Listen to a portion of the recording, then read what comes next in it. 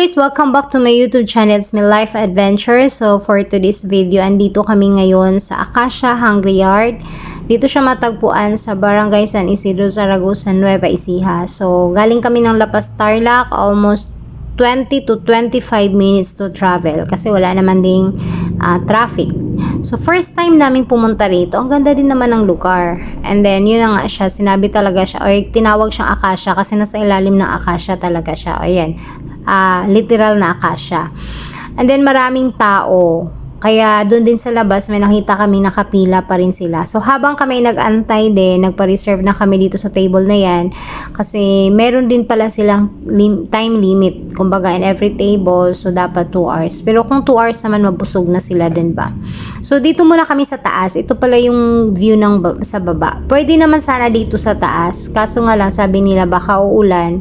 At saka isa pa, pag dito daw sa taas ng pwesto, self-service. So, doon na lang, inantay na lang namin yung matapos yung sa baba para dediretso na. So, habang kami nag-antay, yun na nga, is tinawag na rin kami kaya bumaba na rin kami kasi okay na daw yung table doon at nililinis na nila. So, nakapwesto na rin sa wakas. Yun, habang inantay naman namin yung aming pagkain na lulutuin, so ito yung side dish nila.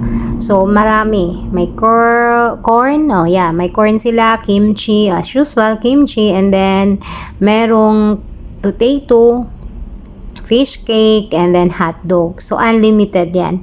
Unlimited rice, unlimited na drinks, yung drinks nila lemonade, and then pork. So, pwede ka na mamili. So, ang sa amin kasi, isa lang yung ulam namin, yung pork lang. Kasi, worth of 230 lang yung kinuha namin. Since marami din naman kami, sulit na rin yun. At, ang importante dito is mabusog kami. Yun lang naman. So, marami din silang pagpipilian kung gusto mo. Yung pang madamihan talaga. Pero, kung gagawin natin, kung isipin natin for 2 hours, talagang mabubusog ka na talaga. Masarap din. At saka yung meat nila, hindi ganun kakapal. Kaya madali lang siyang lutuin. So, habang nagluluto na yung aming mga kasamahan, so, kami rin ay taga-kain. So, enjoy na lang natin yung So, kung makagawi kayo dito sa lugar na ito, maganda. So, ang gagawin nyo na lang po is dapat agahan siguro. Kasi, medyo kung hindi kayo makauna, of course, magantay talaga kayo. Kasi, in and out yung tao dito.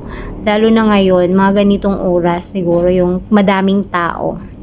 So, ang importante lang din mag-enjoy tayo. So, kakain muna kami. And then, yun. Kung makapunta kayo, masarap naman. Masarap yung mga side dish nila. Masarap yung kimchi. Hindi ganun kaasim. Masarap yung lahat ng nila at saka fresh din.